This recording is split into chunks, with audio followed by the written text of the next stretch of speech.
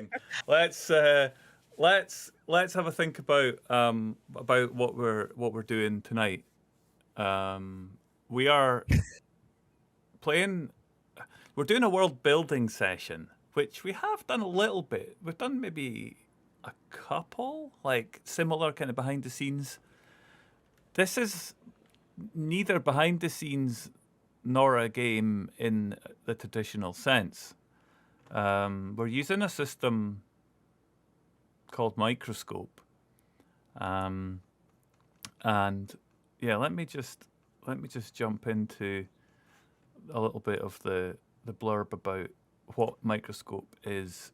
Microscope works differently than some other role-playing games that you might have played. So let's abandon some preconceptions, so says the author, and it's been written by Ben Robbins in 2011. In Microscope, you will not have your own character. You won't play the game in chronological order. You may know all about the future, but be surprised about the past. You'll build the story from the outside in. You'll decide the big picture, the grand scheme of history, then burrow down and carve out the details. It's fractal gaming. So think big. You have a massive chunk of history to play around in.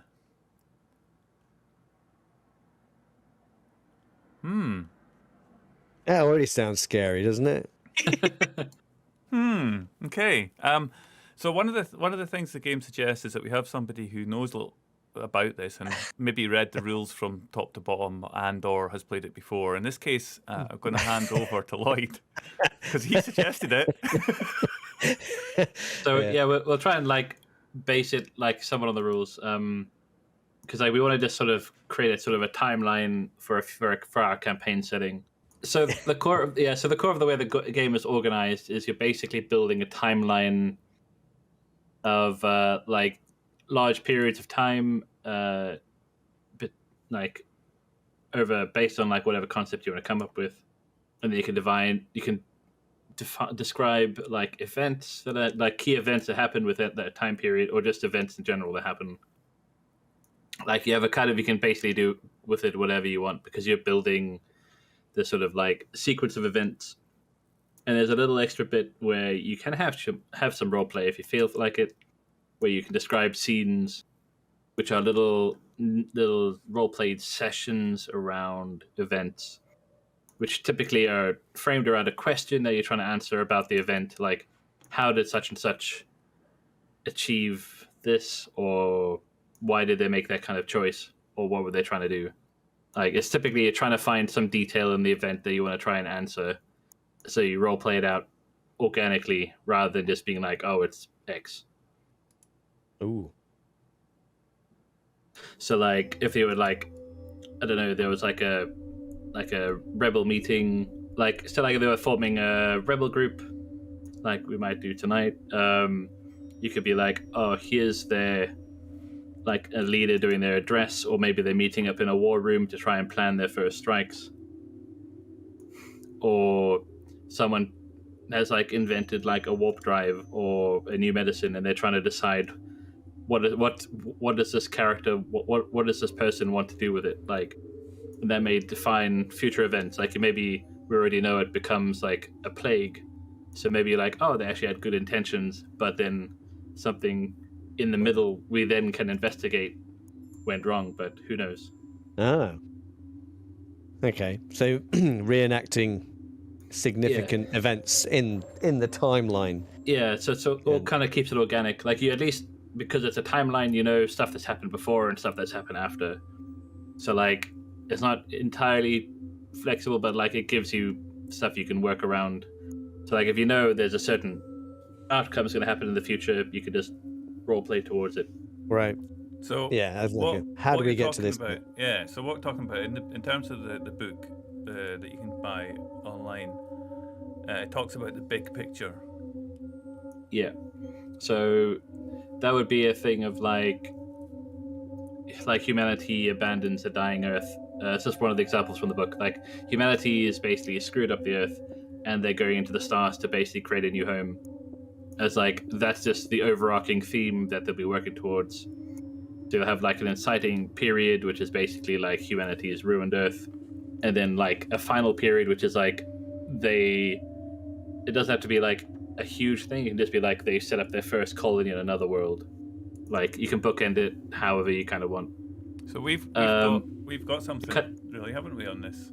Yeah, we kind of discussed it a bit before. Sort of because we're trying to build towards a campaign, we kind of have a bit more of a focus on like what we want to explore while we develop the world. And like we were having a chat that like, so the core of what we know from like John's initial script was like you have the Infinite, basically had an entity that's had control over the galaxy for like millennia.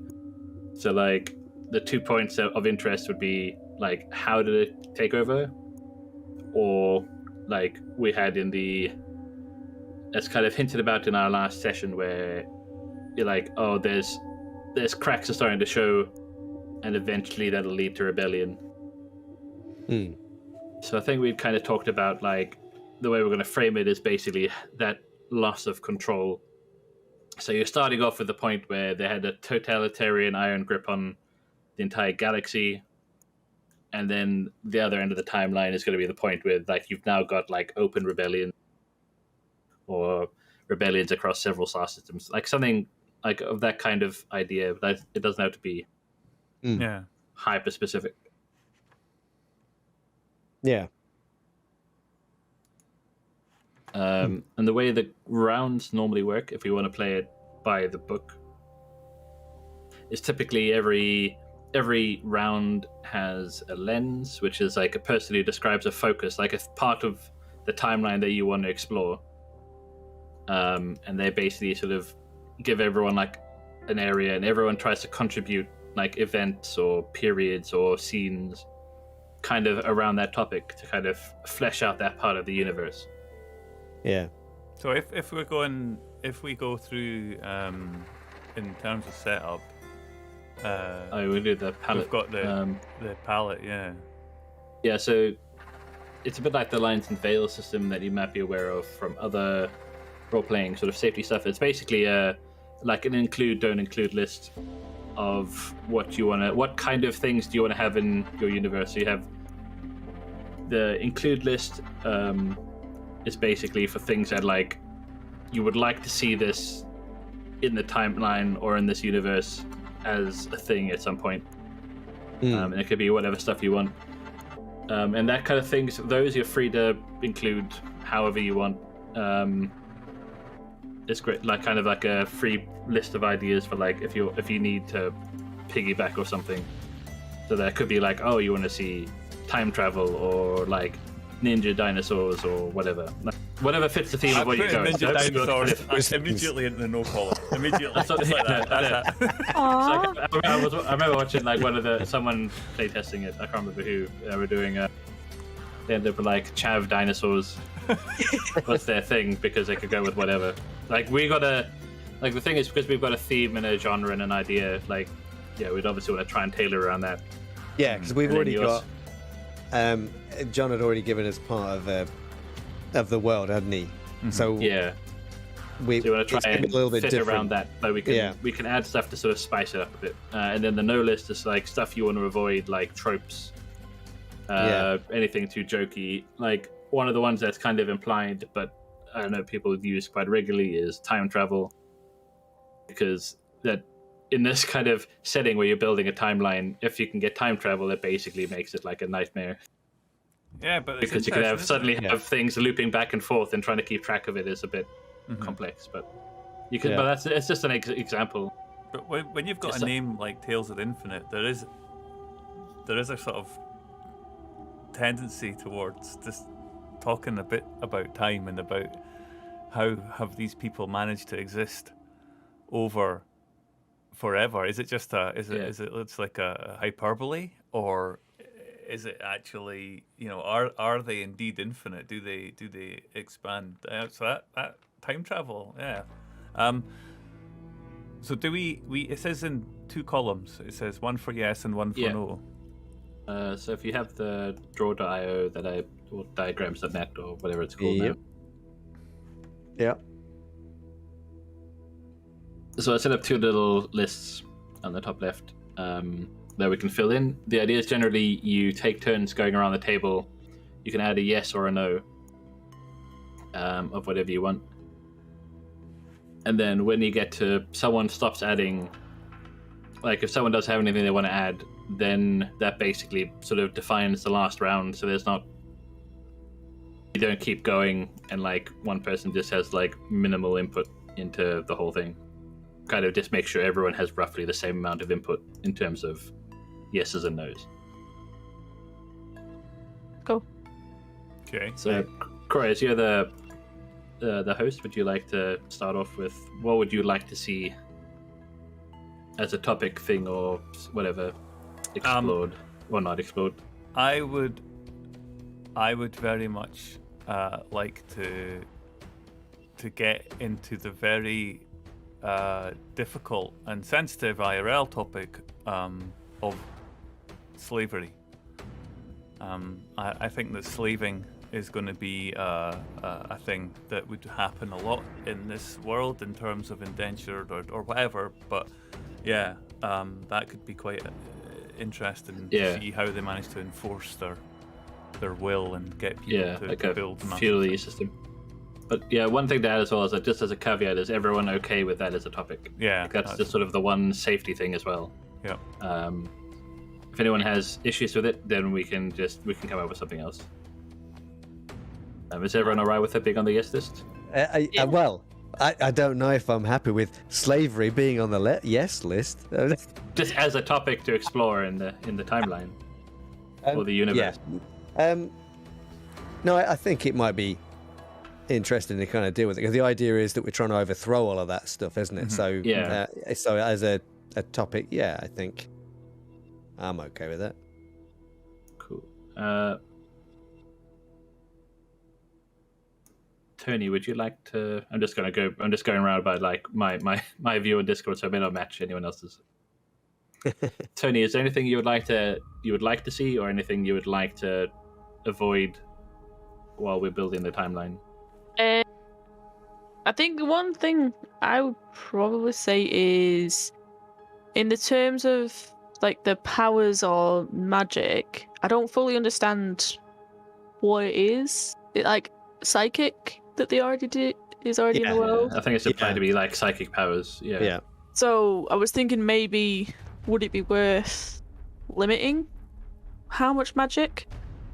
So it is just the psychic side of it. So it's not like they get magic powers where they can, I don't know, turn around and teleport or shoot fire and I get adding too much to the magic side. No crazy space magic. Yeah. Something a bit more like the Force rather than like full on wizards. Yeah, because I mean that's all. The Infinite and these minions are all based around being psychic and like connected in a way. So if we're able to not lay too much onto that side, then it'll get complicated, I think. Yeah, cool. Mark? I think now it's kind of been mentioned about things like these massive, huge spaceships that these things have got. So I'm kind of interested to explore some of the technology, I think, as well, and about how this stuff works and how like megastructures and things. Yeah, and how people are traveling these vast distances. And is that even connected to the psychic kind of side of things as well? Maybe. Yeah.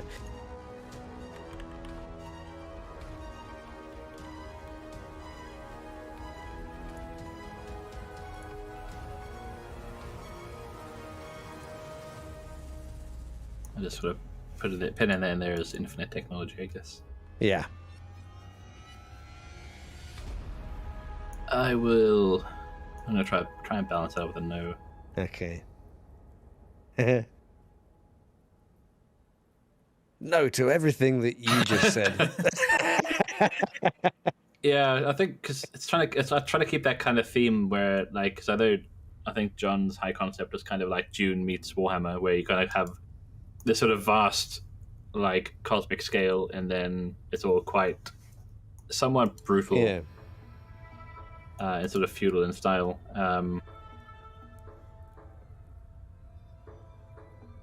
I mean, there's. Can I put ideas in your head? Is that Sure? Yeah, this is like a collaborative phase. okay? So maybe I don't know if I'm interested in kind of aliens and things like that, or whether I'm just dealing with human beings might be. Yeah. You know, we've perhaps gone out there and found out that it's only humans out there. There are no other alien races. We are alone, and it just makes things a little bit more depressing, doesn't it? Yeah, well, if there are aliens, they're basically so like no alien races. So like if there are aliens, they're like animals, I guess. Yeah. No intelligent life then, I guess. Well, that would probably help explain how they've been in power for so long. Yeah, because there's nobody. We haven't got like all these different races kind of joining together to fight them. Yeah. Like you do in a lot of other sci-fi shows. You don't get no friends. That's right. You're on your own, son. Deal with it. Crow, is there anything you'd like to add to the list? I want to throw this. I'm not sure about this one, but I want it not to be possible to ever meet or see the infinite. Like I want them to be always something that's there and always hints and always like you can get so close to them, but you can never pull back the screen. So that you actually never really know what they are. But you always feel their there's impact. something. They're always there. They're always, without a doubt, you know they exist. But no matter how hard you try, you can never actually get to where they are. And you might think that you are, but then you're not because it's something else. I don't know. Yeah, it's like it's all. You want to kind of maintain that mystery. kind of mystery of the infinite, really, isn't it? I think. Yeah, so I put on the notice revealing the infinite. Yeah. Just because that's that one core element that you don't know if it is human or alien or whatever. It's just never. Yeah. It's just a thing that exists. Yeah. Tony, is there anything you would like or not like? I'm trying to think what I remember from the original. To be fair,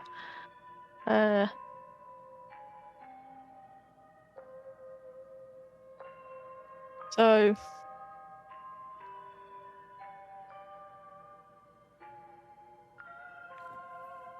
I think sometimes it's easy to go on the no list. Yeah, that's perfectly fine. You can pick one. You can go either way. So these, what are they called? The mercenaries that are not mercenaries. The sunburners. The sunburners. Yeah, the sunburners. Are they? Is it already set that they're like a set few, or do we not actually know the size of how they are? Is it like? It was never specified. I think we just know that they're like elite. Yeah, groups. they're like the Sadokar type thing to these guys. I think they're they're the crack troops that they use to kind of just keep everybody in line, just the threat of them. I think. So yeah, I think on that one probably. I mean, it probably doesn't have to be said, but I think it'd be a limit of how many they are.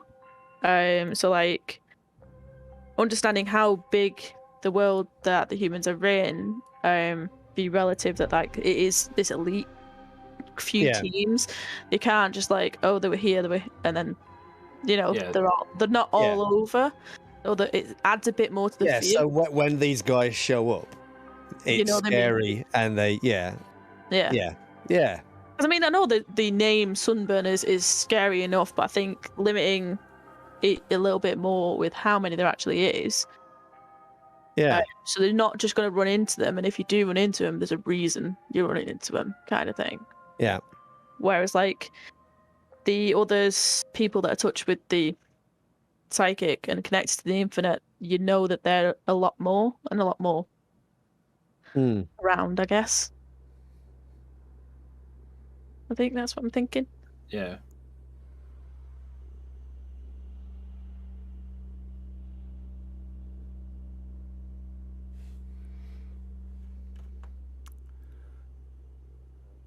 Are we gonna? Okay. Yeah, I think there's a couple of people in chat have mentioned they'd quite like a little bit of a recap of the background that John had provided. I think Sure. would that be So is that something we could? Yeah. Is that something we can? Yeah, we do you can want to go do? for it, Gray, or I can dig it up. Yeah. It was fairly minimal in terms of the concept of a 5,000-year reign of these beings, this force, this whatever known as the Infinite. They have, as Minerva just mentioned, this elite force that helps to push their will out over the known galaxy, inhabited by suppressed people who have to pay huge amounts of tax and tithe for whatever reason. We never really got it. Was just that every so often these massive ships would arrive in the orbit of the planets, and the planet would have to give its tithe to there, and it could be anything from sheep to gold or great works of art or anything. And what they actually did with this particular, what they did with their wealth, they never knew. Nobody knew. It was just a thing. And if you didn't give appropriately, then the Sunburners would come down and they would deal with you on a planetary scale.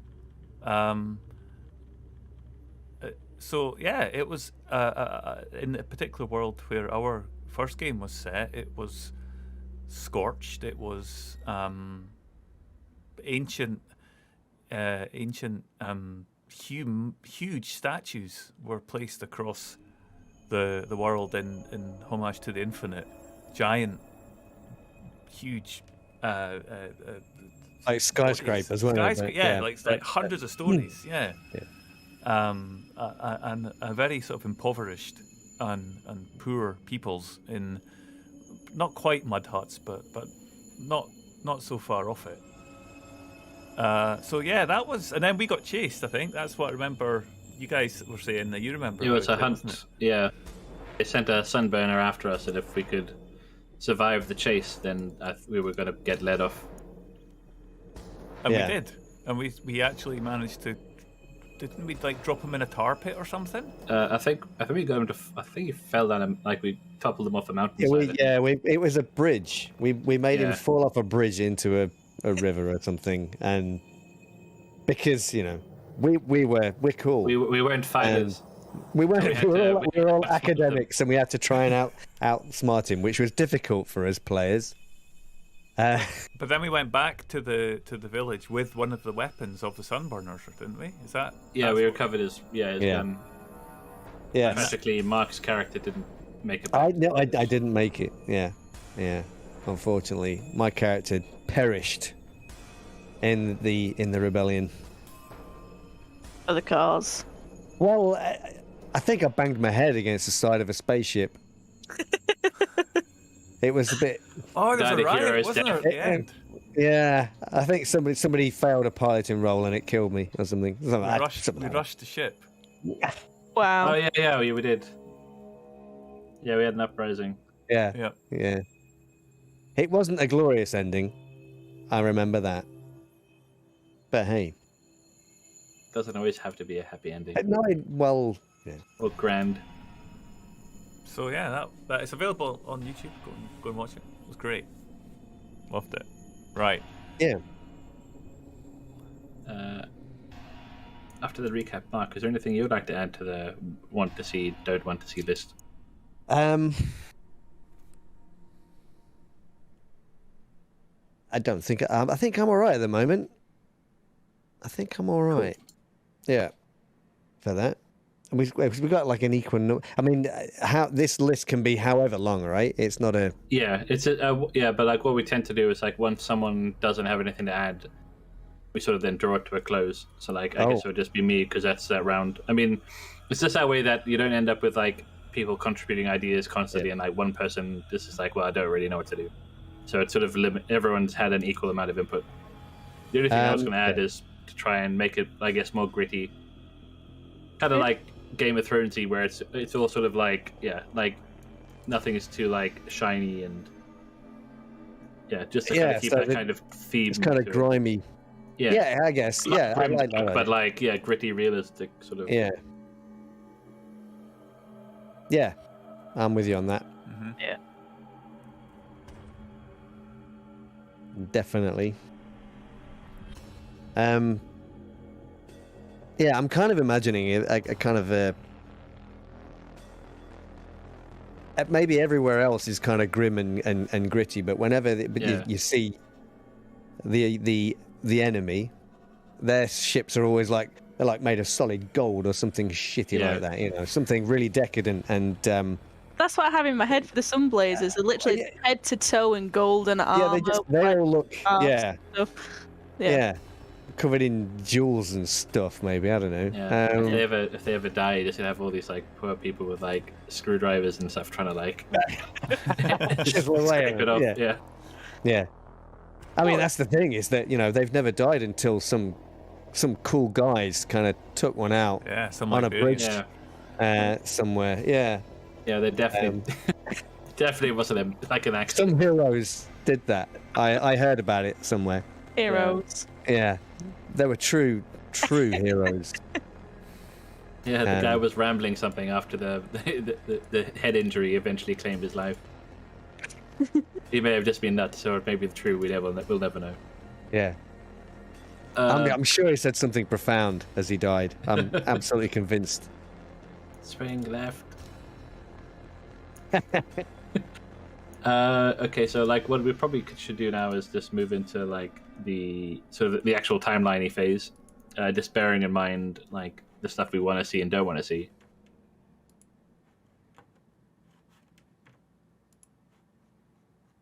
So what typically happens with this, if we want to do it like the rules, we can either just do it as like we just take turns adding elements to the timeline. What typically happens is you have a lens, which is basically a lead person for that like round of suggestions where they'll be like, I want to see this, like develop this idea or series of events or this period.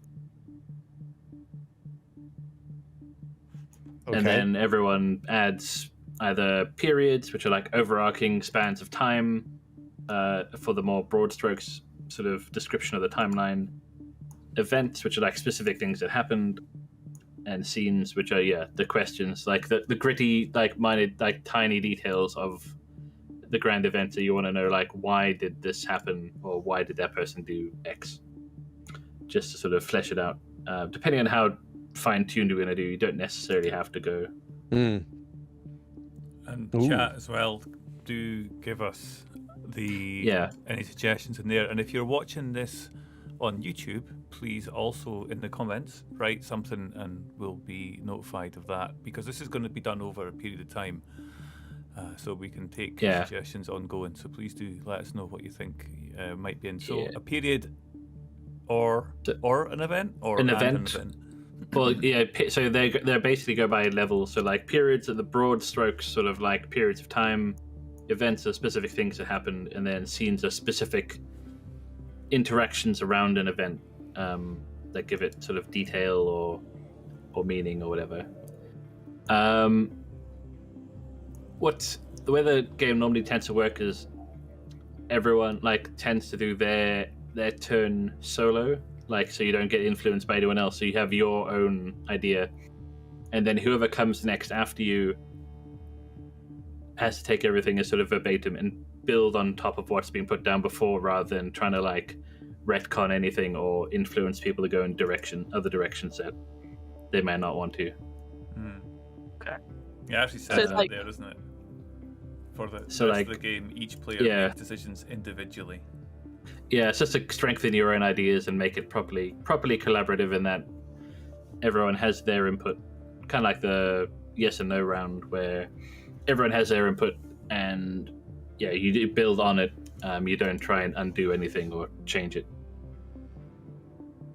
So what I'd probably suggest for like the first round as like the focus is we should maybe look at like an inciting, like what happened, like the period of time that, I don't know, maybe like it created the inciting incident. Yeah. Just to kick it off. So I mean, the adventure we had, we don't really know what happened. Just that we kind of stormed a ship that was going to take off, and we kind of loaded everyone on board. And I don't really remember what the plan was after that. That's probably because there wasn't one. Who needs plans? Yeah, I think. Yeah. So I think, so there's a couple of things. So like, I'm gonna put it has to be So like, it has to be a period of time where I think what we should do is we should build. So like, the period of time I'm thinking is maybe covers that kind of one shot we did, where the Infinites. Like they start so the Infinites asking for more resources than the worlds can actually provide. So like, just because there's going to be like a point where they're going to hit the limit, like our world kind of did, where stuff starts to happen because like they've got no way of.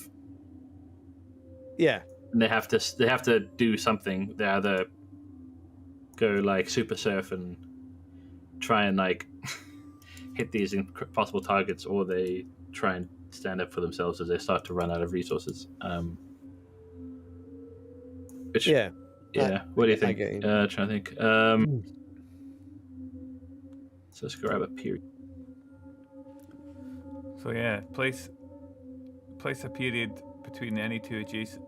To add a period, place it between any two adjacent periods and give a short description of what happens during that time. It also mentioned what you said earlier as well about saying if the tone is light or dark.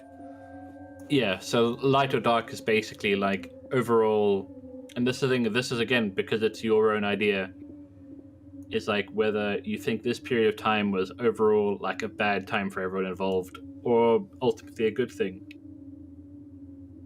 Like, you might have a thing of like, oh, they had a utopian society that got wiped out, and you're like, your justification for it being a good thing might be like, oh, they became like morally corrupt, like you tend to have in sort of young adult sort of science fiction. Whereas like, oh, if they were just like, oh, they were just nice people, you might be like, oh, there was a bad thing because all these good people just died. But like, you could argue it either way, and it's up to whoever defines it as to which way it goes. So like, what'll go on the card will basically generally be like a short description of it. It's the stuff that you talk about is probably the more important bit because that'll fill in all the extra details. So the period is somewhere between. The period is somewhere between the infinite control of the galaxy, and then within that period, there's events or an event. Well, so like the periods are like the big building blocks. Yeah. So like, there's the period of the galactic control, which is millennia, that we can treat as like one period of time. And then you can have events within it that, if you want to like flesh out like stuff that happened while they were in complete control. And then the other part is just here's an age of rebellion of indeterminate length or whatever that we can flesh out, like if you want to do like specific things, like if you wanted to go into like strategy or ways of fighting back or whatever. So I'm adding a new period where like I'm thinking like because of this constant like siphoning of like resources that eventually like so like more and more place like the galaxy is sort of losing, like eventually runs out of resources, or is running out of resources. So it's kind of creating a scarcity and a desperation, which I think would be a good frame for like anything that might kick off, or at least lay the groundworks for like, I don't know, future rebellions or something. Yeah.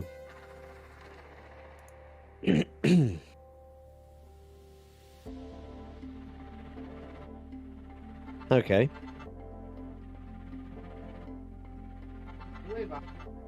Yeah, it looks like chat are creating their own down there. I think they're coming up with some good ideas. Yeah, excellent. But that's the thing. We can. But that's the thing as well for the rules is we don't like if we don't want to, we don't have to like stick to the rules verbatim. Yeah.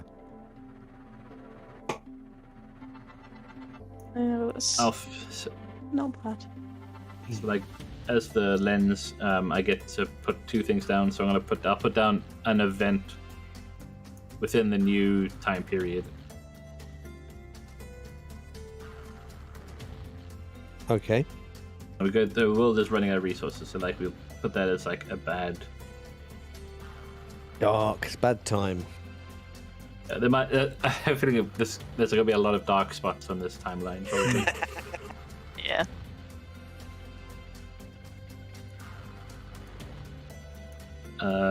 So I'm going to add an event that it's like a precursor thing of like, because we have the sunburners and like the whole thing where they have this like sort of the threat they represent. Like, because there's like you always have that kind of like something that always like with like rebellions and insurrections and stuff. There's always like something that went like horribly badly for someone else. That you kind of sort of gets referred to being like, this is why we're doing what we're doing. The tipping point. Yeah. Yeah. Yeah, there's been. So I'm trying to think of like, yeah, like a world.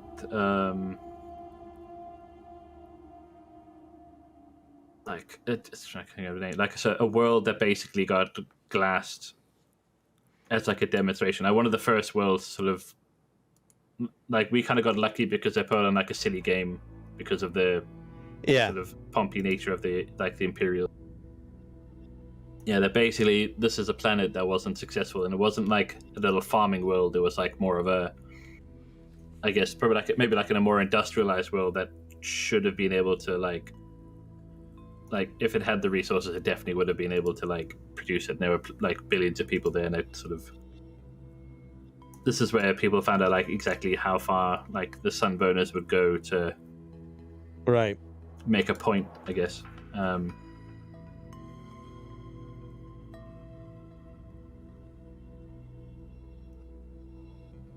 So is the idea that we between us come up with the event, or is this something that you do as your as the lens? You kind of create two. You can do two things. You can do like. You can create. You could basically get to do two actions, whereas everyone else on the round gets to do one. Just to sort of to hammer in on that focus. Okay. So like to try and keep it sort of broad as well, I just put like the glassing, like the name of the planet we can change whenever. Yeah. Of Charon 7. But like the idea is that it's basically like a much more prosperous world to like what most people are like, and then they were one of the first that couldn't meet their quotas because of an actual dwindling resource issue. Okay. And then, as an example, they were made an example of, and basically the planet was glassed. Right.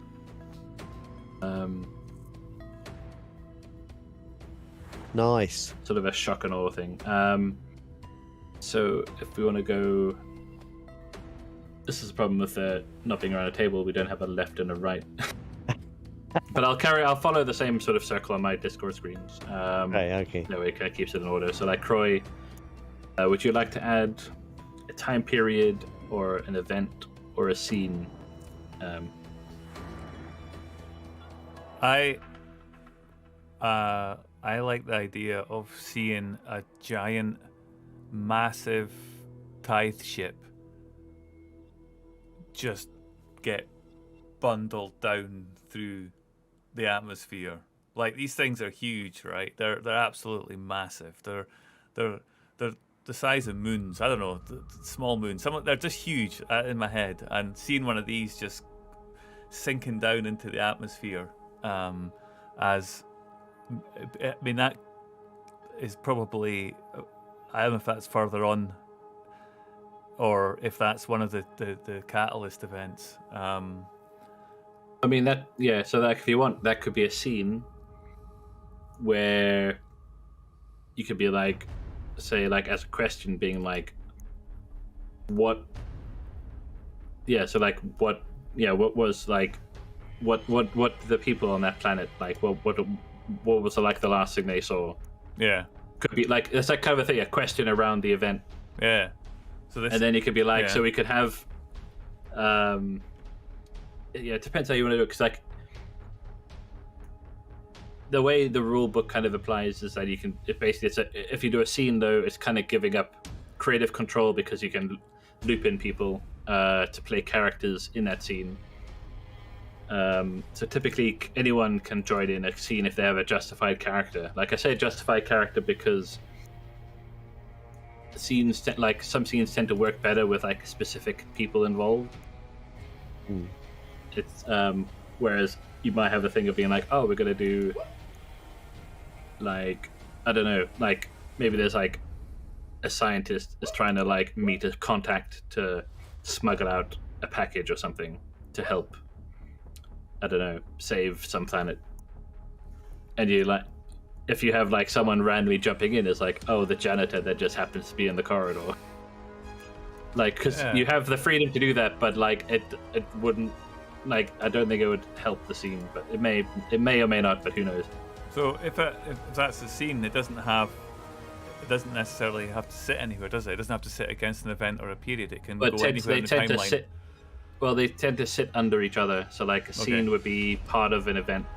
Okay. So like the way we kind of did it before is if you're not like, if it's a thing that kind of we want to have like a specific dramatic thing, because we're kind of working more towards like a narrative thing than just like a free form experiment. Is like, if you want, we can do like a little role playing thing, or if you want, you can describe and be like, what did they see, and then you can walk us through like the final moments of Charon 7.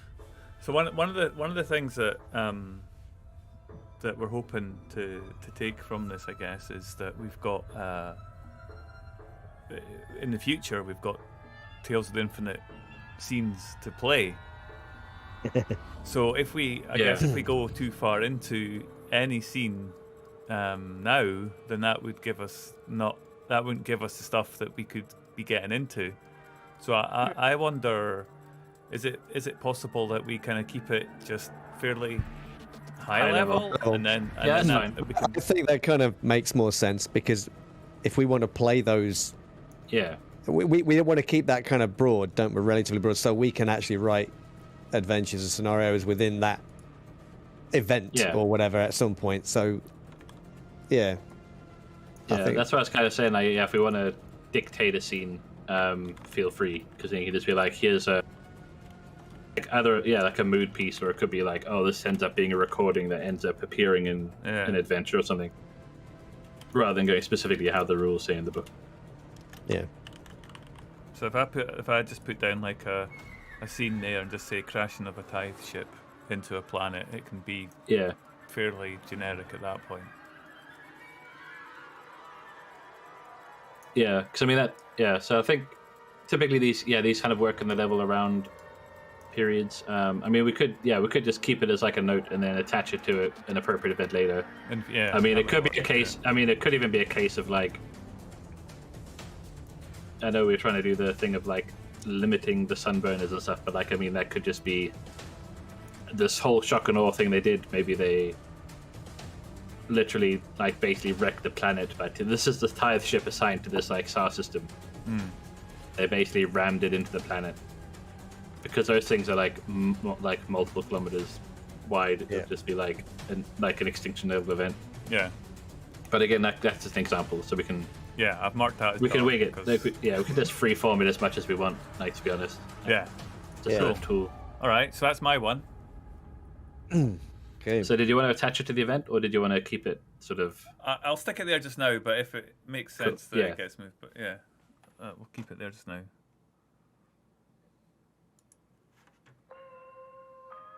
Cool. Tony, would you like to add a time period or an event under any of the existing periods, or a scene, if there's anything you would like to do?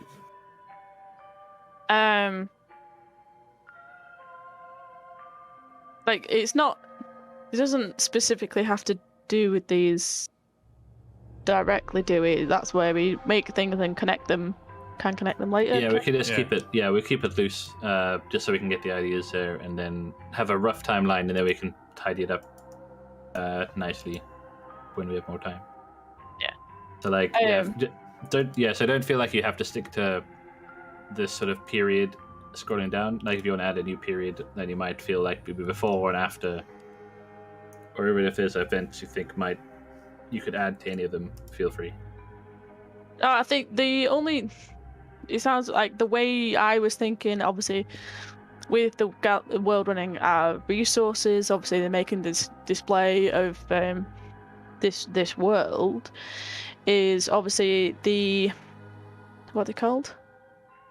Sunburners. No, the guys in charge of the Imperials, I think. Yeah, is that what they're called? Imperials? To their like Imperial, the emperors and stuff. Basically, that might be where the slavery does come into play a lot more. Yeah. So because a lot of it will more than likely be them upping the tax and everything on, and not everything will be going to the infinite. So they will then, in turn, instead of destroying these planets that are actually giving them stuff, then take people. The humans become the resource. Yeah. Yeah. Yeah, cool. That obviously then fuels to it, because I think it would be them that choose.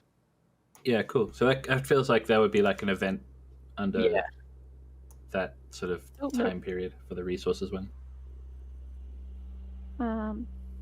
So, I mean, are you kind of saying there that there's no set resource that these guys are after? It could be anything, or... well, that's what it turns into. Because I did have a bit of an idea of something, but I don't know if it'll work with that. We'll see. Yeah. Because it sort of sounded like from the brief that it's like they just get like, if this is your tithe, give us this, yeah, which you would assume is something that the planet can provide. Yeah. So it does kind of make sense that like if they run out of regular resources, they contribute a replacement. Mm-hmm. Yep.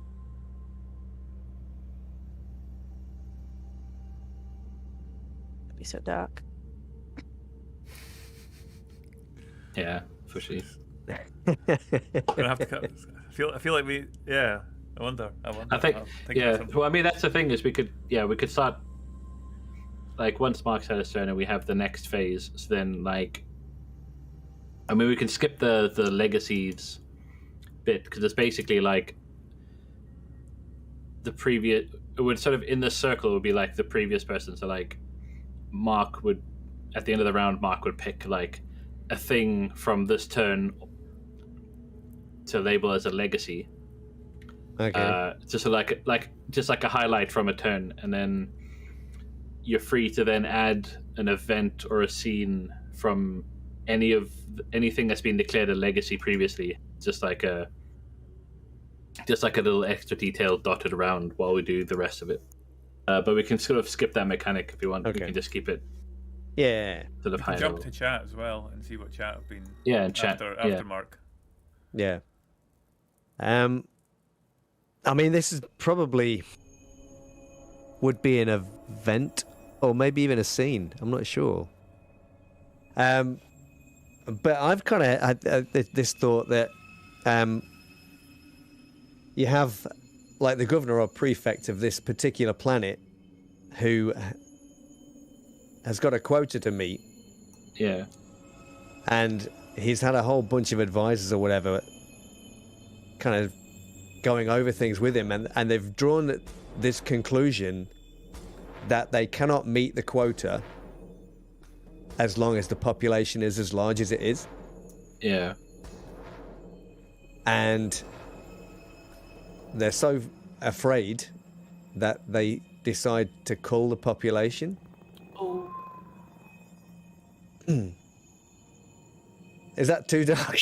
No, I like it. I mean, would the idea be that they're just going to? I'm basically it's reinforcing the idea that these demands are impossible. Yeah.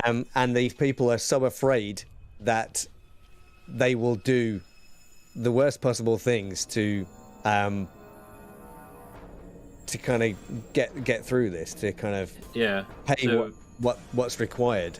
So you see that as like a separate desperation. event around the humans being like taken as like the slave resource, or potentially. I think it's probably before that. I'm thinking that just because I wanted to make it a little bit darker.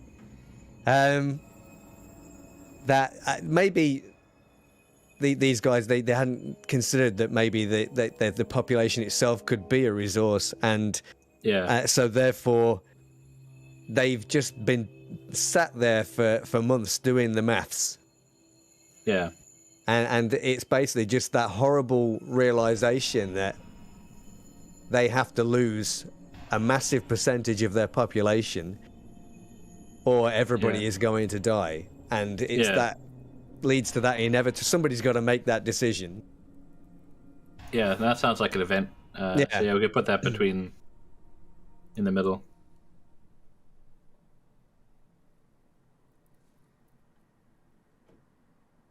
Yeah, because then you could theoretically have a scene as well at some point where there's like a decision of like do we cull the numbers so that we're less resource intensive, so that we can like have a better chance of meeting the quotas. Yeah. And then at some point, someone will come up with the idea of like, oh, what if we just supply the people as the resource?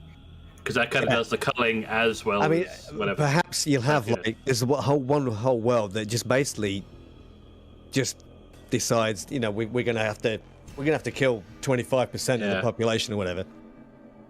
And perhaps it's when other worlds kind of see that, they suddenly think, hold on a minute, maybe there's something we can do here, and that's when the whole humans as a resource perhaps becomes a thing. Yeah. Now feel free to add that as like an event. I made a little space for it. Cool. Yeah, because that's the thing. It's like it gives people different motivations for how they want to try and solve the problems. Yeah. Which adds a bit of depth, which is sort of cool.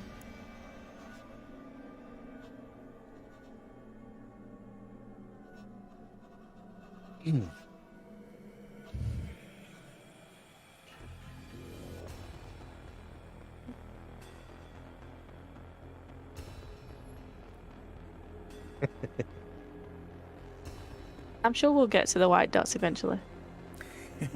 Only when we've run out of black ones.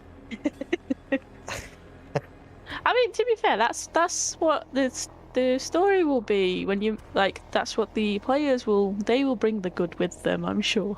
Yeah. I mean, I kind of like the idea that Dave kind of came up with. He says it would only be dark if they decide to let the population kill itself down to size, like the Purge.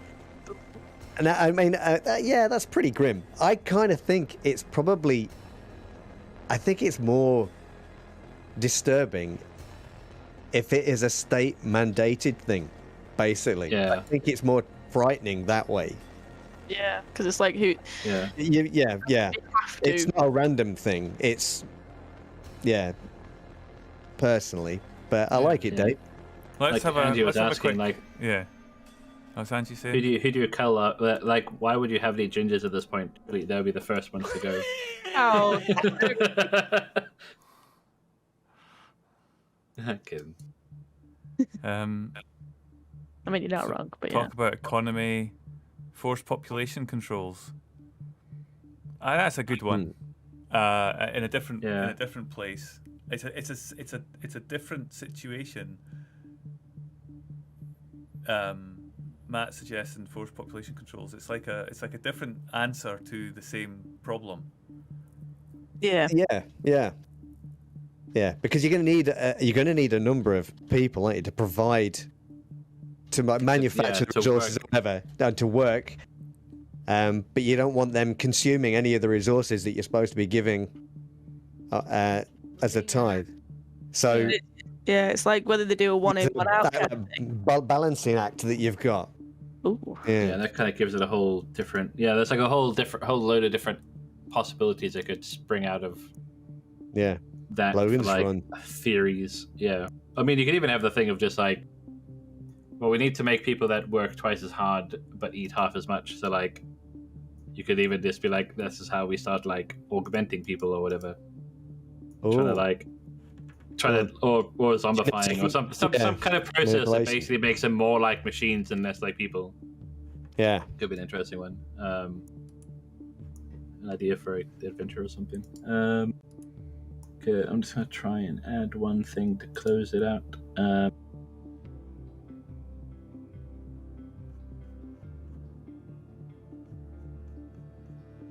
I might just put it as a scene sort of in between those two events, just because there'll be some moment, like there'll be some point where someone goes, like, will be like, what if we use the people as supplementary resources rather than like... Yeah. There'll be some transition point there, but not necessarily a specific event. It'll just be like... Yeah, I would assume on that sort of respect, it might be like one of the lower emperors or something, because Yeah. they're trying to keep their position, so it's like, oh yeah, just get rid of the people, don't hurt the planet, we'll give you resources, just give you them instead, kind of thing. Yeah, kind of like can imagine them begging, can't you? Yeah, it's like, I am one of you, really. Yeah. No, So how don't many of help these? us. How many of these do we do then? Do we keep going round, or is it just do we just sort of finish up? So this is like one round. It's sort of like typically you'd have like this round would be this focus, which is sort of around the inciting incidents and stuff that creates attention for like a rebellion. So like if you want, say like if you like, I guess you could be the lens for the next one. And you'd be like, what part of the timeline do you want to look at next? Okay. Yeah. Like that's sort of how it goes, and then like you create the focus for that round of choices, and then it's sort of we go around and around till basically whenever we want to stop. Because just you can add as much, you can get as carried away with it as you want. Yeah. Not. We stop when we have to start using white dots, right? Yeah, that's how it works. I think last time we did a run of basically everyone got to be the lens once. Yeah. Because that typically will give you like plenty of detail. Like I don't know if we'll be able to fit it into like an evening, but we'll see how it goes. But yeah, that's the thing. It gives you like plenty of detail to work with. Yeah. Okay. So speaking of having time, it's now past. We've got through our first round of what's essentially the adding of periods and events with Lloyd as the lens. If we take a break now, being that it's 10:30, we'll come back in 10 minutes, and then if I go as lens next, if we follow the same order, sure. But now that we know what we're doing, it'll be really quick. Yeah, that's how it works. So, go let your cats out and then let your dogs out and then wonder where your hamster's gone and realise you just let it out in the cat's mouth. And then we'll be back again in 10 minutes.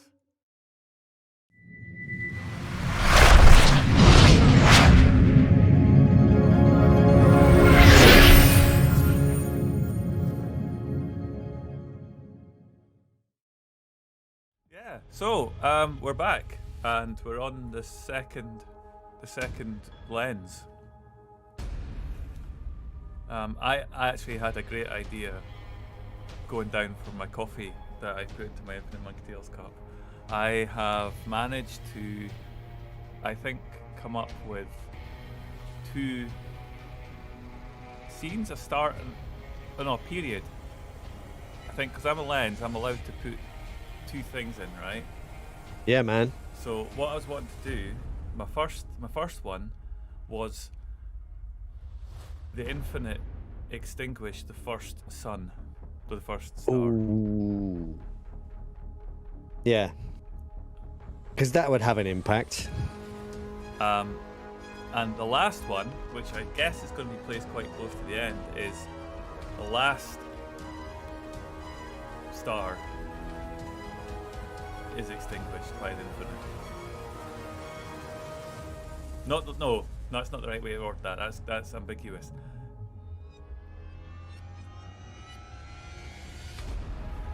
No more stars are extinguished by the infinite. So this kind of two-pronged thing. Yeah. That would Right. be my Yeah. that would be my setting of a period. Does that count as two things, or is that just an obvious extension of one thing? What I might suggest is maybe have that as like one period that's like the infinite, like because so that's because it's a finite length of time being a period. Like maybe it's like the infinite starts like destroying stars for whatever purpose. Like I mean, we can have the purpose being like, oh, it's to like put out rebellions, or it could just be a case of like it's doing it, but we don't know why because it's inscrutable.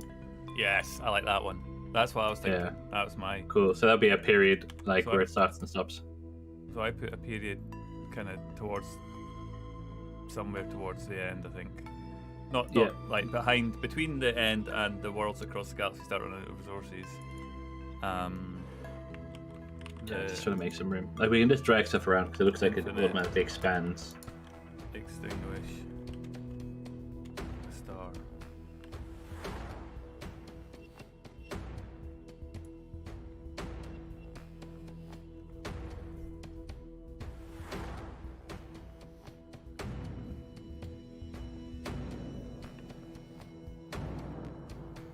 Cool.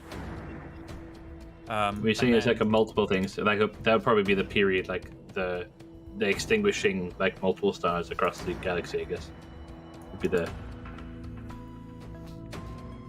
Yeah. Okay. So this actual. It's not actually the idea that we're discussing. It's the actual. It's the framing, isn't it, of how that idea fits within the plan. Yeah. I think that's fair to say that it's. Yeah, so it's the extinguished stars, basically. Yeah. There we go. Okay. That makes sense. So then for my event within that, I want to put it in the event as the first star is extinguished. Yep. Cool. That makes sense. And it's like, is it a particular star?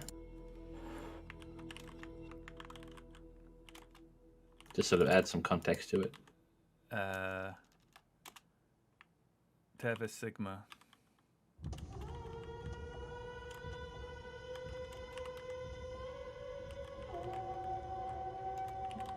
There we go.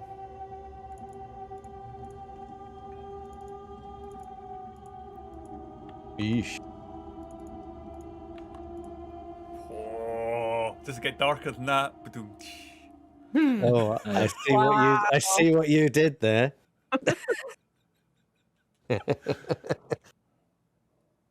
It was light for a minute or two. Well, quite a long time, and then suddenly it wasn't. So maybe you can have both dots in. It's literally light, but also then suddenly dark.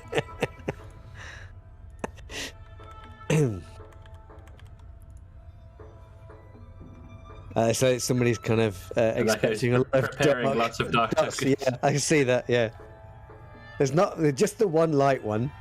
It's going to turn into a very one-sided game of Othello. Go, whatever it's called.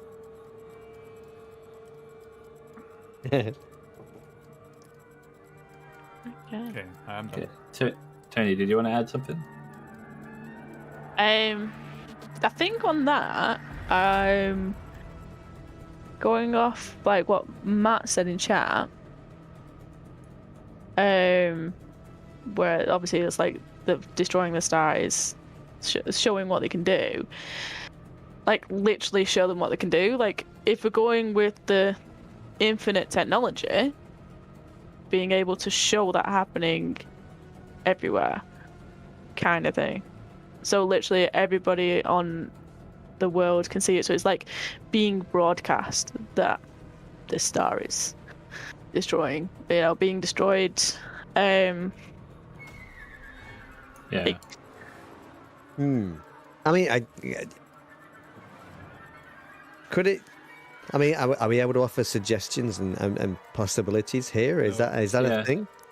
I mean, not Not to change what the idea is, but like Right. I think what I could probably say that's probably like a scene and you could like Yeah.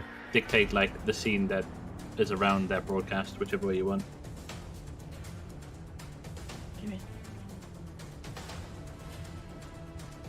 Like, yeah, I'm just thinking like that it's just adding fuel to this fire. So it's, I think it would be, yeah, it's just showing that the worlds are going into darkness, because obviously extinguishing this star will affect however many worlds. So it's genuinely, I think this may be the point where they're really having to show their stuff now and say, right, enough of all your silliness. And would this be maybe after a little bit of rebellions, to show the intensity of it? So it's literally just getting broadcast wherever, because obviously it'll be the sun destroyers, sun burners. So I'd imagine they would have their own special ship. Yeah. So it would be broadcast to see that it is them specifically doing it, destroying the sun, these worlds plunging into darkness, and it's just being very distinctive. Yeah. So do you envisage it that they do something to the sun that like basically like dims it and extinguishes it that way, or like extinguishes it as in like blows it up? What did you? I'm thinking more not. Essentially more like a dimmer, like you said. So it literally just, it's like, because blowing it up would destroy everything around. Everything. It literally just either goes completely dark or disappearing altogether. Like, I don't know, it goes concaves and into its own little black hole, but there's nothing there in its stead. Yeah. Gone. I just stand on a planet watching that shit. Yeah. Yeah. It'll be like an eclipse, and it just gets smaller and smaller. Well, I guess if there's nothing left as well, I mean, those planets are just gonna spin off. They become bright Anyway, 'cause planets. there's no gravity there. There's no. I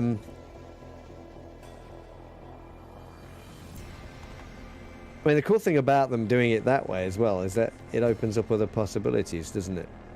Yeah. As to what they're doing. But, yes.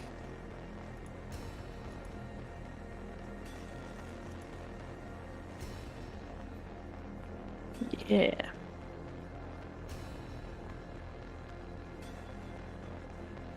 I got a couple ideas based around this. So just trying to pick which one to go with. Yeah. So how does that get? Oh, hang on, why am I not up? There it is. Weird. Yeah, I saw an update there.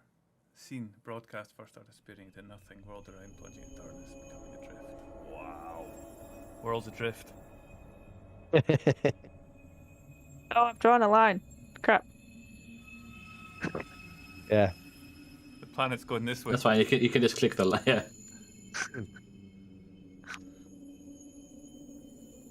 The dot's not going up on the top. I don't know what I'm doing.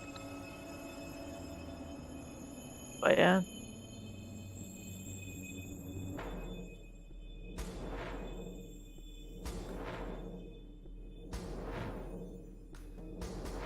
Did my event get? Where did the event go? Your event is here, isn't it? Right. Oh, there. Oh, that It's one. back. There it is. There it be. It might have been me. Yeah. Control Z. Yeah, works. so it looks like the undo only undoes your own actions, so you can't like undo someone else's. It's fine. Mark, do you want to unleash hell on the galaxy? Well, you know, I'd love to. Looks like by the end of tonight, we're just gonna have like a lot of very good reasons why everyone's in like open revolt and trying to like. Well, but that's the point, right? Yeah, I know, but like it's just like. Yeah. Like, So, why are you fighting? Well, pick one. Just... well, there's this, and there's this, and there's this, and What it did for it ever do for us? yeah. Yeah. So, does this have to be kind of based around this this period, doesn't it? So, the first star is extinguished. The period And is the infinite extinguishing Yeah, so- stars. So that's Yeah. general. Yeah. Yeah. And then we've got an event of the first star being. Yeah, so there's been no, there's no declaration of anything of like whether it's tied to like, like rebellions or just it's doing stuff like we don't know. Like it's not decided either way. But And you see, I kind of prefer that idea. I mean, the idea mystery. was that if it's kind of being extinguished like that, I'm kind of figuring that they're taking that energy yeah, and they're going to use that for something else. It's going to power something else, maybe. I mean, I guess it might not even be the Infinite that's kind of broadcast it either. That could just be the people that are witnessing it are broadcasting it as opposed to the Infinite, and I think that's probably scarier because I rather than it just being an open stop messing about with us or this will happen, it's just happening and nobody knows why. Yeah. And you can imagine these people kind of sitting there just watching this sun suddenly dim and shrink, and they have no idea why it's happening or what it's for. But I think I like the idea of it being used to power something. Do I have to specify what it is, or can we just say? Well, it's the Infinite. We don't want to know anything about the Infinite, we don't do need we? it. You could leave that for like an element for like an adventure, like Yeah. So I think the broadcast that Tony's mentioned is maybe. we could add like a scene note, whatever, being like the sun's energy is being siphoned for something. Yeah, if you can imagine like a news crew or something on the planet, just kind of saying like they're filming this thing and the people screaming in the streets saying they don't know what's happening and there's panic and all the usual malarkey that you see in disaster movies as this sun starts to disappear. Yeah, but if you wanted to, you could declare that it's like it's being used for something else. Yeah, I think I'd like that to be the case. I'm going to let you do the box because I will F it up.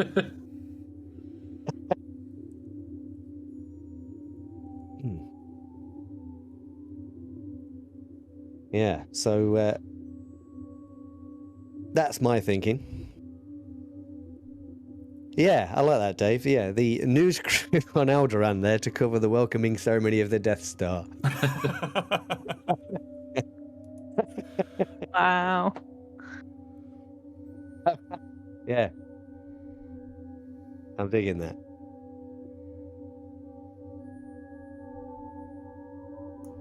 So, what I was tempted to do is because one thing you can kind of have with rogue planets is they can kind of still have like warmth and heat from like tectonic activity and stuff. So, yeah, like, at least for a not while, pleasant right? living. Yeah, but like so not pleasant living. But what I was thinking as like a side effect of this is you have these sort of like these sort of slowish floating bodies like through the void that like I guess like the Imperials and stuff aren't really keeping track of. And like it could be that like rather than having like your classic like asteroid bases for like the rebellions and like Star Wars or whatever, is that the people trying to like mount a front, like they find these like drifting like barely habitable worlds that they can use as like basically like black sites that are basically just drifting through the galaxy, because they'll still spiral around with the galaxy as well, because they're not going to just shoot off into nowhere. Yeah. So like they're just there, but like like only people that really know where they are will use them. So like that could be like that's where they like the initial like rebellion, like some of the rebellion organizers sort of start using. Yeah. So you think that basically once the star's gone and these planets are drifting off, that people just kind of generally lose track, except for so people start using them as like bases. Like there might be some people that sort of eke out a living on these like almost dead worlds, like just naturally. But like I was thinking more of like they become like the first like rebellion bases, like space, like chunky space station. So do they see themselves as lucky because they no longer have to kind of follow the will of the infinite by that point, do they? They're kind of just abandoned, and are they the lucky ones? Yeah. Are you trying to suggest that that's a light thing in there? Is that Oh my god. heretic? Look, that wouldn't be me, would it? Hey, I mean, it has to uptick at some point. There has to be some positive that's going to lead to like. Yeah. Well, it's my go soon. Jesus. It's my go soon, so. Ooh. That's interesting.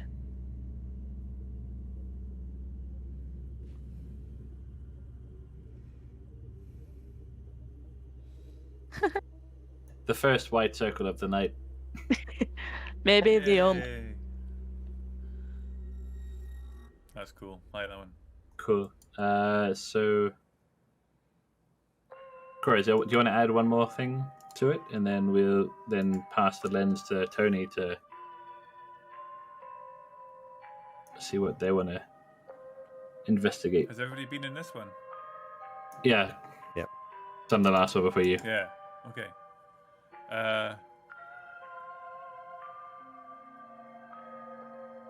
So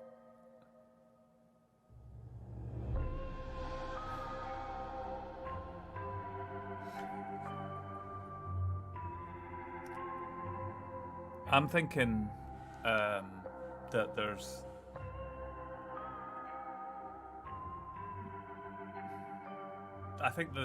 massive shifting of people at this point to knowing strongholds of infinite.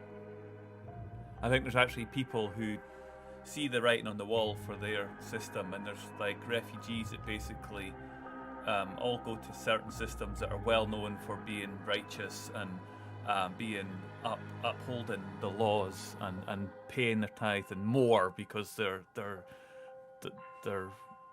favor is so great. And I'd like to see. I think there's maybe overpopulation in some of the planets. Like a galaxy-wide refugee crisis. Yeah. Yeah, I think so. But it's the well-heeled that move. It's the wealthy that are able to, from planets to they see the writing on their planets. So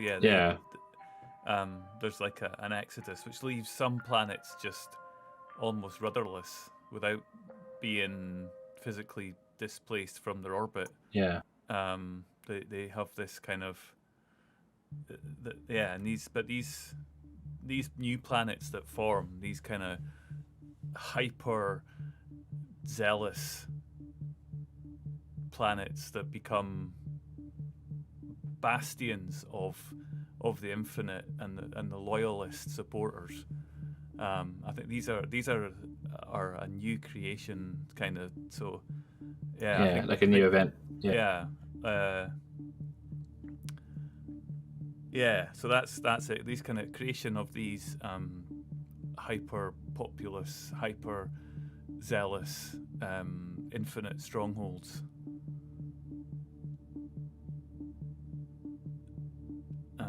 As a result of the stars and the moving. And I'm not quite sure what happens there, but I think that's definitely an event that's sort of happening around that, like the stars. Yeah.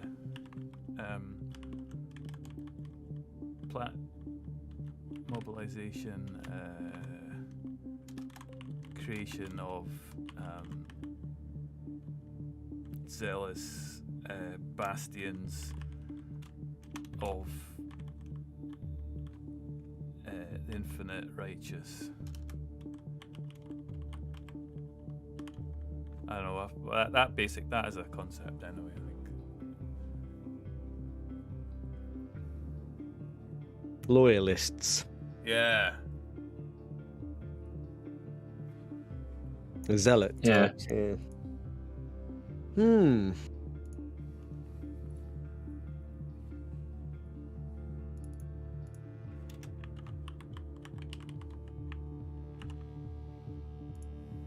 Cool. Right.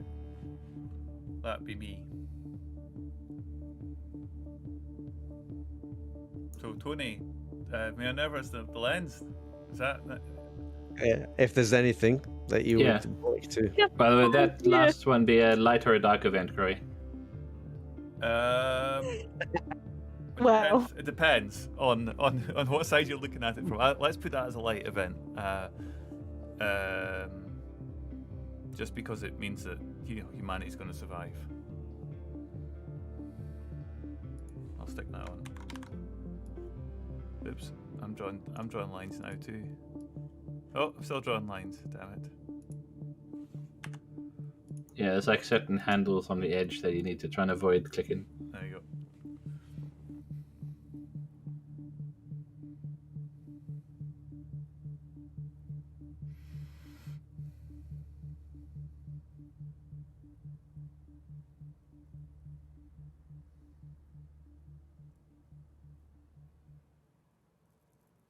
Yeah, I don't mind being skipped for this.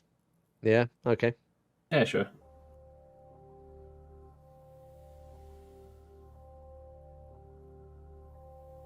It sounded like you had some ideas, Mark. Well. Yeah, I'm not quite sure what point in the timeline this would happen. But I figure you've got all these people that need to provide these tithes, these resources to the Infinite, and they're starting to have issues with being able to afford to do it, or not having the resources to do it. So at what point do they turn on each other and start raiding each other's planets? And now the way I kind of figure this is that maybe there's one group or star system, or whatever, that is kind of decides that they're going to be they're more aggressive, and so they start going out to these other nearby places and start raiding them for resources, which then creates a bigger shortage on the original world or whatever. And maybe this is kind of like, this could be like the big turning point where everybody then decides to fight back against these aggressors, whoever they are. And when they're defeated, when they defeat these raiders, they suddenly realize that maybe together they have an opportunity to overthrow. If they stay together, they know that the Infinite can't keep taking the resources from them and destroying their planets, because then there'll be nothing left for them to take. And so it feels like there'll be a period after the resource shortage when. Yeah.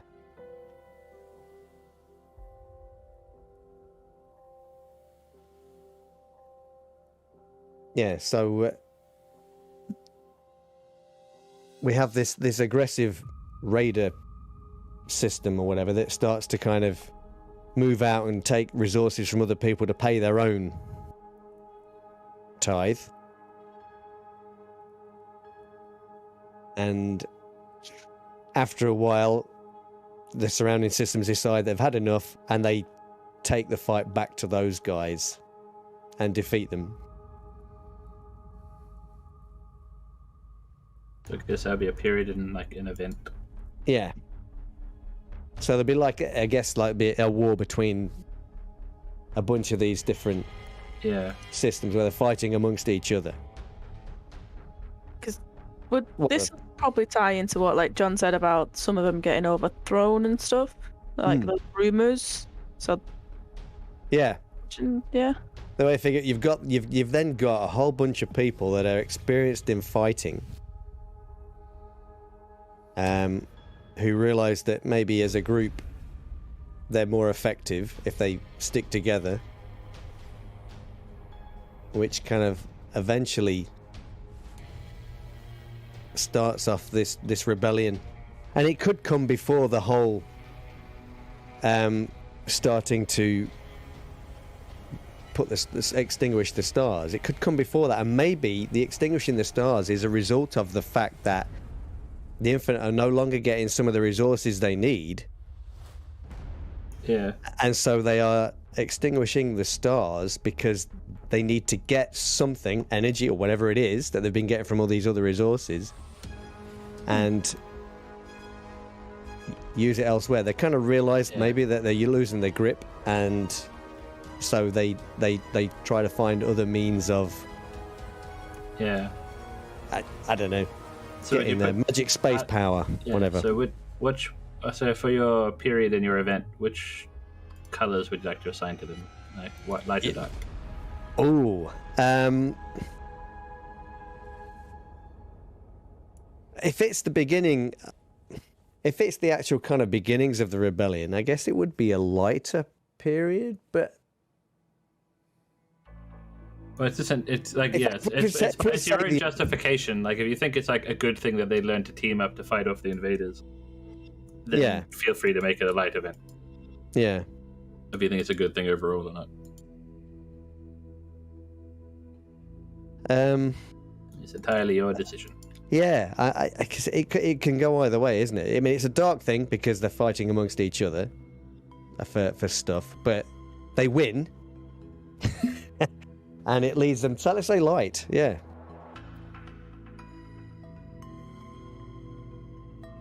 Cool, but we could put like the resource shortages leading to conflicts as a bad thing. Dark time. Yeah. Cool beans. Awesome.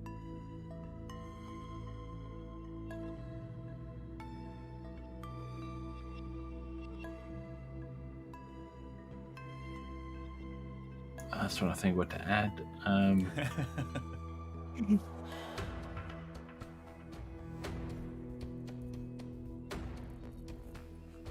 While you're thinking, let's see what chat are up to here. And remember, if you are watching this on YouTube, please pop your comments down below and we will catch up with them when we get the notifications that you've done so. We'll be playing this game sometime as our own TTRPG. Our own TTRPG called Tales of the Infinite. And I will be doing the job of GM, but we're going to be maintaining this kind of collaborative world building within the game somehow. The game has got some foundations created by Jonathan Mark Hicks, which we'll be using and we'll be extrapolating from that. And then the ideas for individual sessions and individual campaigns will come from what we've done here. And yeah, and we'll delve into deeper. I'm a bit low. I can sort that. Thank you.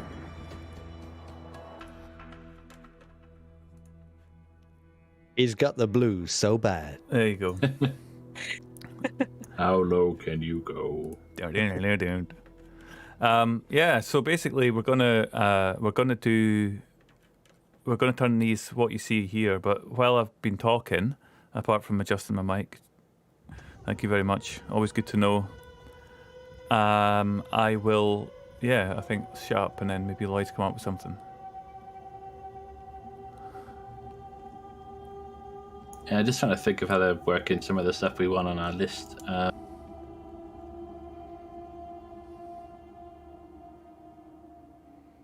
What I might add, is like an event that kind of follows after the teaming up to fight thing.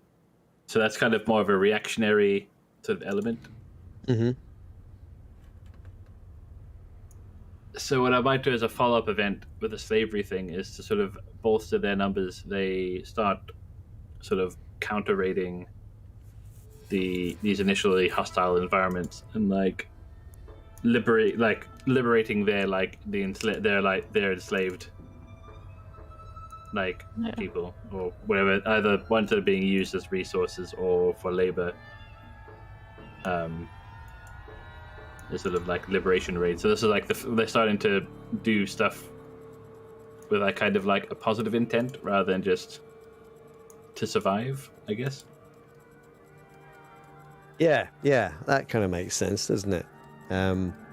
Even if the actual intent is to just bring up their numbers. Yeah, it might start out like that, but I was thinking more, they're doing stuff to benefit humans rather than to benefit the sort of mysterious overlords. Yeah. Or at least that's what they could be telling everyone.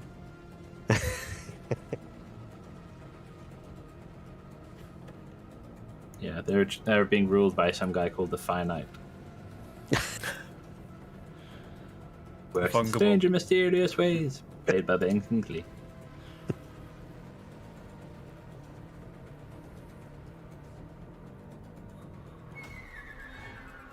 Look at that. There's light dots on here. Hey, we're getting there. Hey. That's 2. And if you count That's the 3. ending. 3. Yeah, 3 if you count 4 if you count the ending. 4 if you count the ending, yeah. Oh no. Wait, 1, 2, 3, 5. 4, 5. Wow, it's almost balanced. What are we doing? I mean, you got Cthulhu Dark next week, so you'd have to save some of it. That's right, I suppose. I was feeling we'd failed for a minute.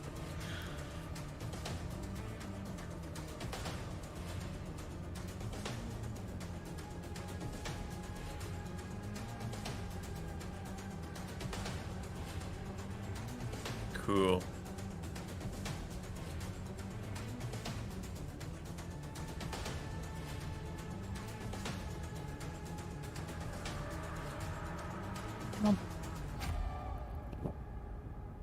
Yeah, if there's any difficulty as well, I'd probably just say like, feel free to add stuff like across the board. Like, don't necessarily like try and limit yourself specifically to like these areas, just in case, because like that way at least you can have a turn rather than having to go through a dry spell for like a whole round. So if you got something to add, feel free to add it wherever. Yeah. But we're not allowed any more light dots. We've reached the quota. I'm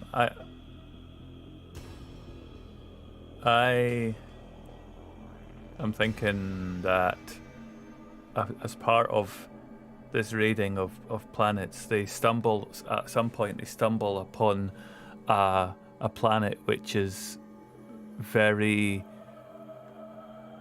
known for. Well, no, hang on. They raid a planet thinking that it's going to be one thing, but what it turns out to be is actually a den of infinite technology. So like they get this kind of skunk works place. So they reckon that it's going to be a whatever, but it actually turns out to be some crazy manufactory or something. Managed to accidentally hijack some like right tech. Yeah, exactly. And what that is, I don't. But Oh. So that would be You heard it here first. It's the O machine. Yeah, that one of those. Yeah. infinite. Oh. Yeah. It's not going to be cheery. Oh. So That's too much for me tonight. I'm out. Yeah. Well, you lasted well. I'll give you that. So yeah, stumble upon a infinite tech manufactory. Where it's a planet. It's a planet scale. It's like No Man's Sky and Satisfactory had a baby, and they've just kind of gone into this massive planet of conveyor belts. I don't know. I'm thinking. I'm imagining. Yeah. That's maybe a bit too much detail, but I get my extra bit now, right? yeah, I'm totally. I'm done. How do these things? This is worse than Vizio, and Microsoft made that.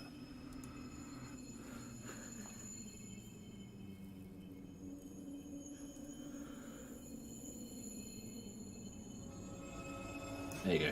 Thank I you. mean, just It's very finicky. kudos for controlling it all, though. Do you want to light or dark it? I'm gonna light it because that's a.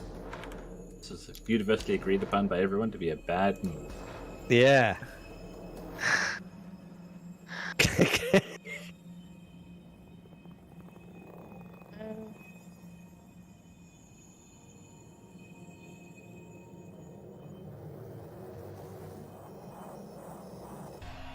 Are you all right, Tony? Do you have any ideas? Is there anything you want to put in, or you, I mean, you don't have to, obviously. No, I don't think so. I mean, I was trying to think of good things. What? I mean, I'm just trying to. That's No, I why was it wasn't happening. That's why it was going wrong. Don't forget the good things. No, I was just trying to like think of anything more to do with the rumors and the overthrowing, where it's being noticed more that the Infinite is losing the grasp. Obviously, the rebellion starting, it won't be all guns blazing from the get-go. It's like, would it be specific places or specific targets and stuff like that? But yeah, I don't know. Ooh. Yeah, feel free to slot that in somewhere. Yeah, drop it in. We'll make a room. Yeah. Where do you manage to that sitting in the timeline and just shove it in there?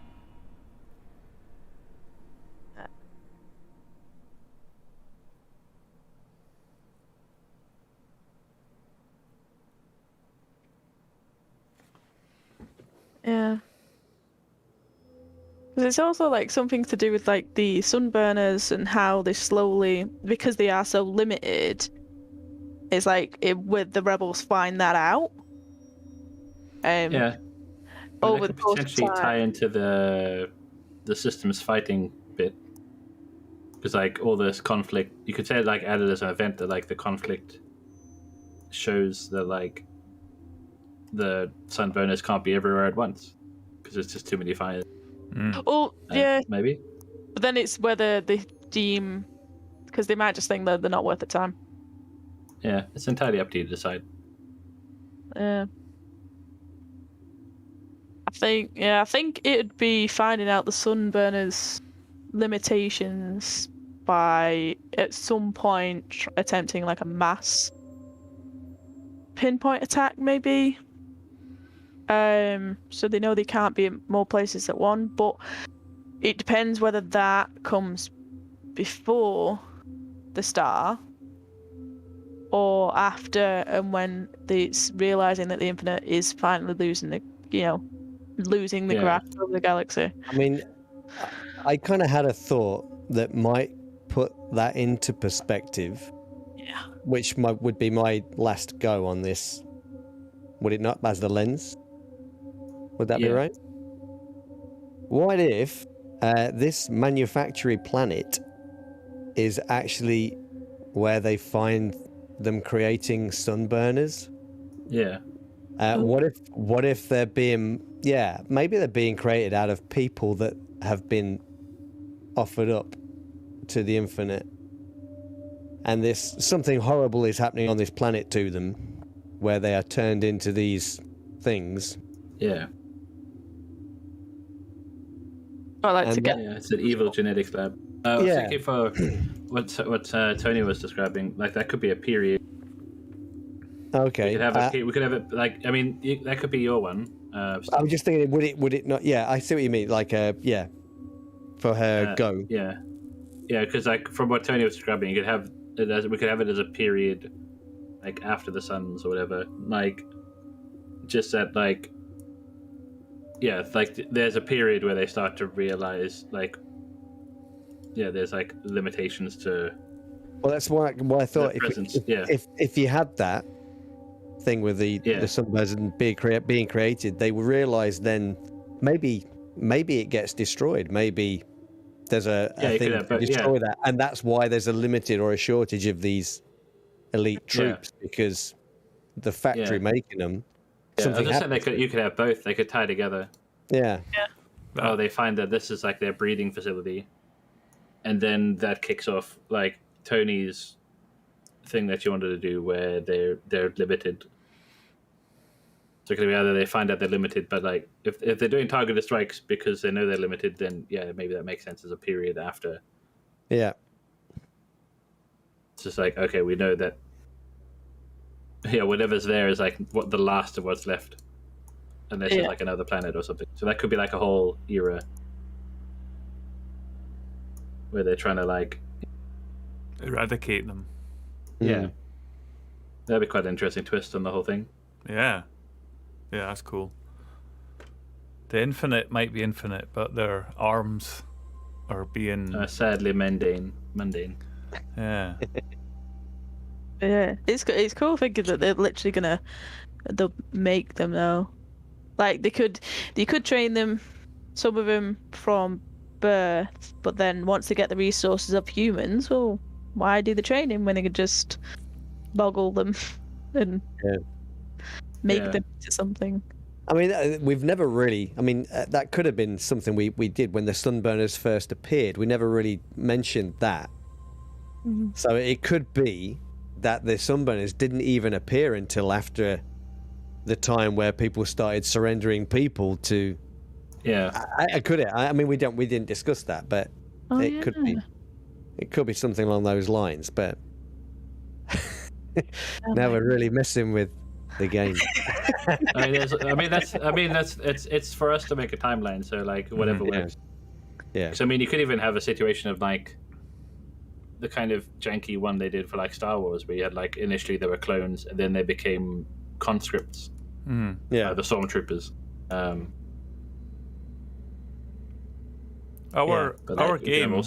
Our game really could fit anywhere apart from the earliest parts of the timeline that we've got.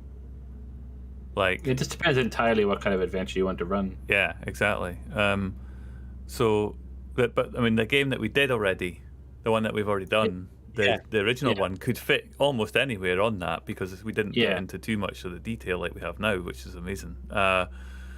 So in terms of that, what we're going to do? Are we going to use that one as the lens as Minerva as the lens, and for this one, for the last one? Is that to develop the whole sunburner angle? Yeah, we can do that if you'd like to, Tony. Yeah. Yeah, until I put in Mark's bit about the cloning. Yeah. Or whatever kind of lab. What lab do you think it is? Just a cloning lab, genetics lab? Just vague. It's a place where they make sunburners.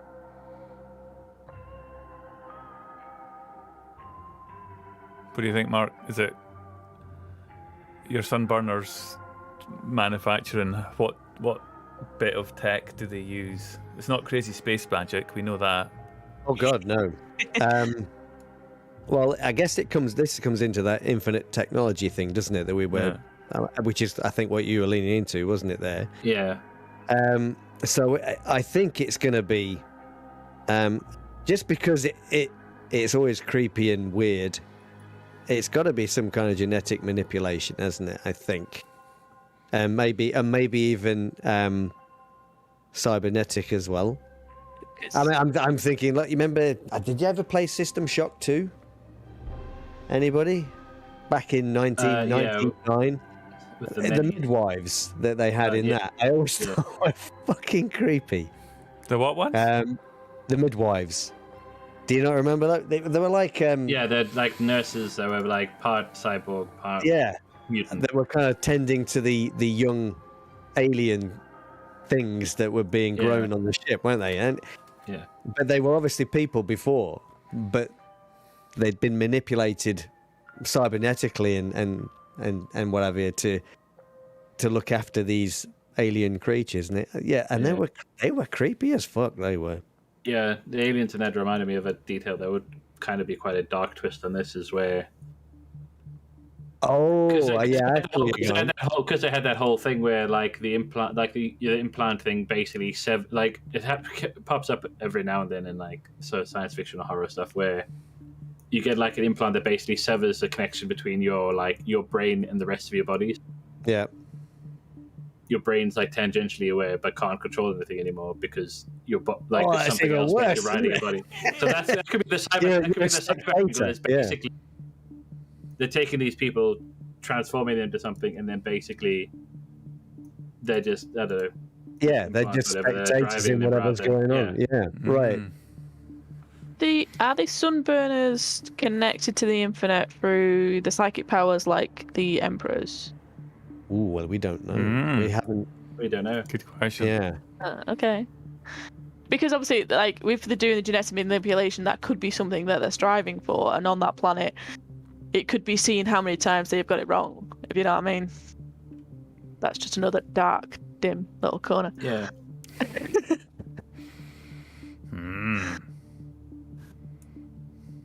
I can imagine maybe if you did a scene of that being like, what the fuck is going on in here? That could also fit with your period as well. I guess as an event where that's one of the realizations about the limitations of the power. They actually have to be. Yeah.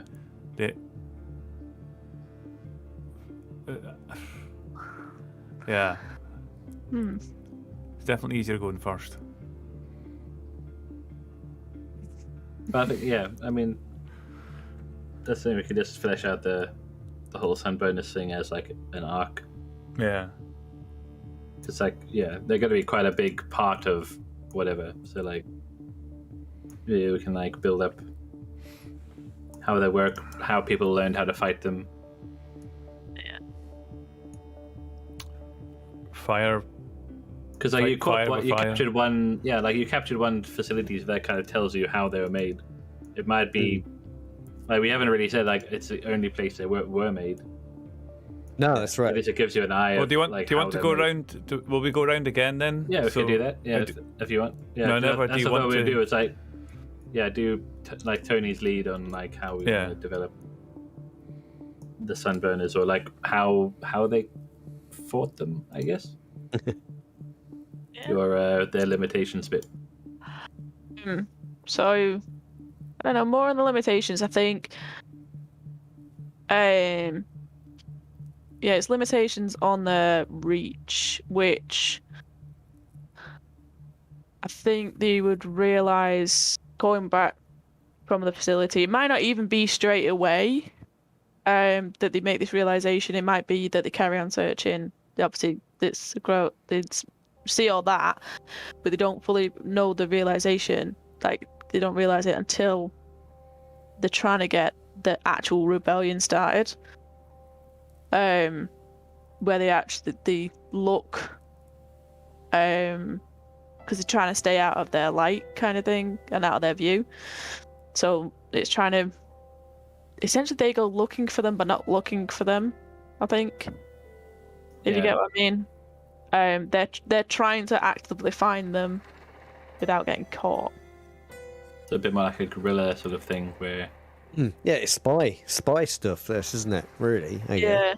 So going from another thing where they're going on the dead worlds, because they're drifting, it's basically if they go near another solar system, they're searching that solar system for anything about the Sunburners. And the realization is it's not that they're just well hidden, it's that they're genuinely not there. Yeah. Because that could be another thing for part of the story or campaign, is doing these missions, going trying to find them. And what happens if they do find them? Kind of thing. Yeah, feel free to add it. Yeah, that's cool.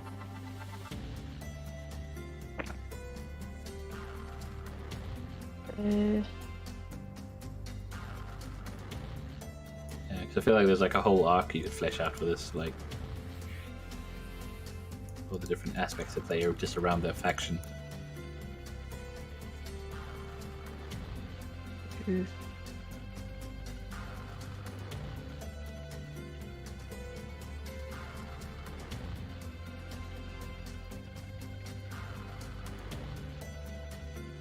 Who's up next?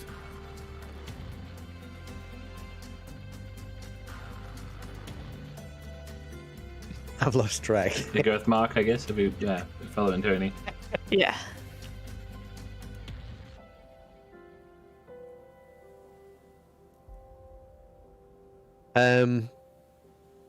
So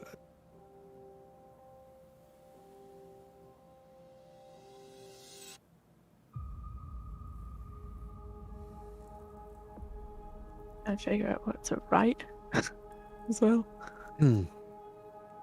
okay.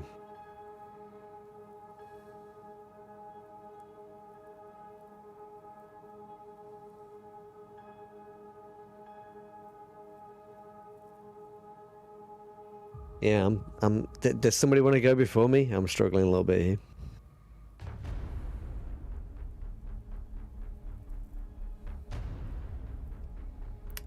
Anyone? I'm thinking that maybe at some point, although the infinite are unreachable, the connection between the sunburners isn't. Between the sunburners, not the connection between the sunburners and infinite. They still, that somehow, whatever that is. But at some point, when there's limitations, they understand some of the communication between. They actually unlock some of the communication between the sunburners across distances, so they understand a little bit about how that helps them to understand like where they are, how they situate, almost like locate them. So they'll it's not quite, I don't know how they do it or what they have to give up in order to do that. I don't know what the cost is. It's going to be a vast cost, obviously, but maybe at some point they actually begin to realize. Facility. Yeah, because like, there could be something in the facility that like, because like in that facility's no operation, there'd be something that would have to like. I've got it. Attach it to their work because it could be something horrific where like someone has to undergo the procedure. Yeah, that's it. That's what I'm thinking as well. The idea of the humans actually have somewhere created their own version of this horrific. It's absolutely appallingly bad, but they've managed to recreate the elements of the sunburner, that particular part of it, by copying, mimicking, and it's taken, I don't know, centuries to do this. But it's a real dark turn because of what's had to be done.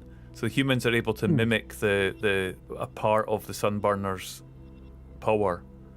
Yeah. And the cost of it is vast and huge, and it's almost lost on their humanity. Not just the people who it's done to, but the people that are doing it.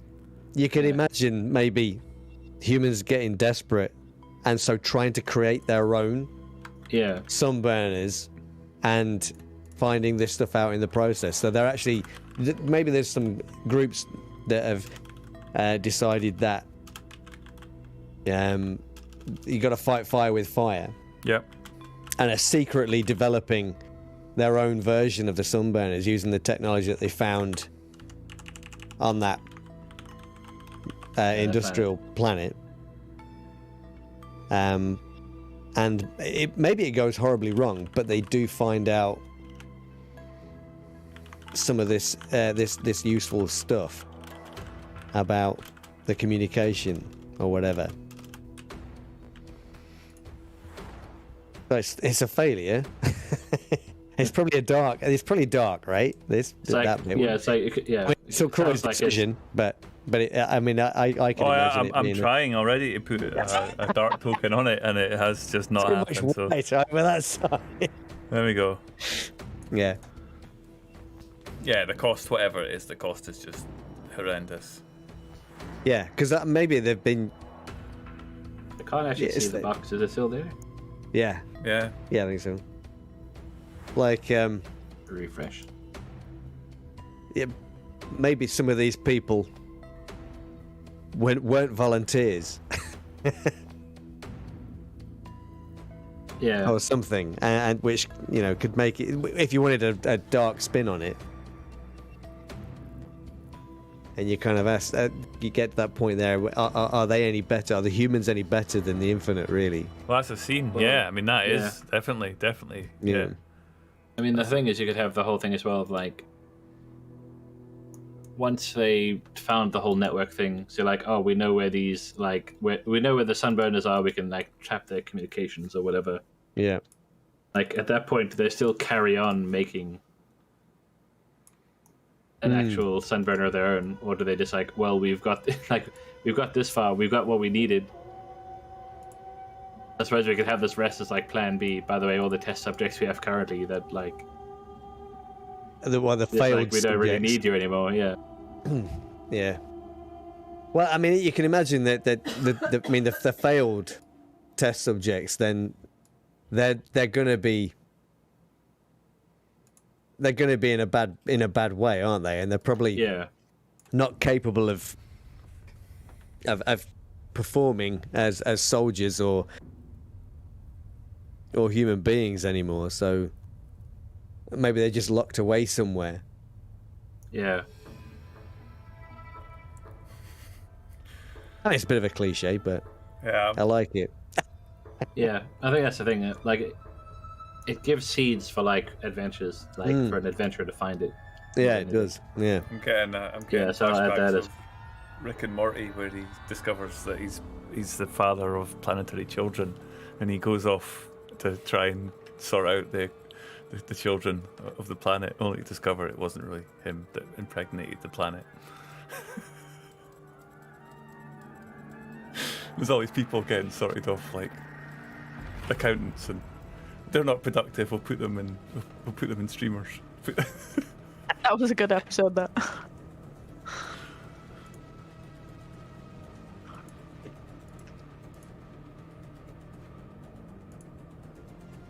Cool.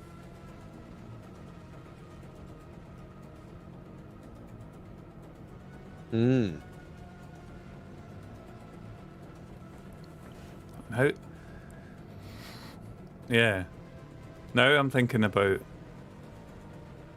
what happens with fighting a force that you cannot comprehend. What do you have to do to be able to destroy,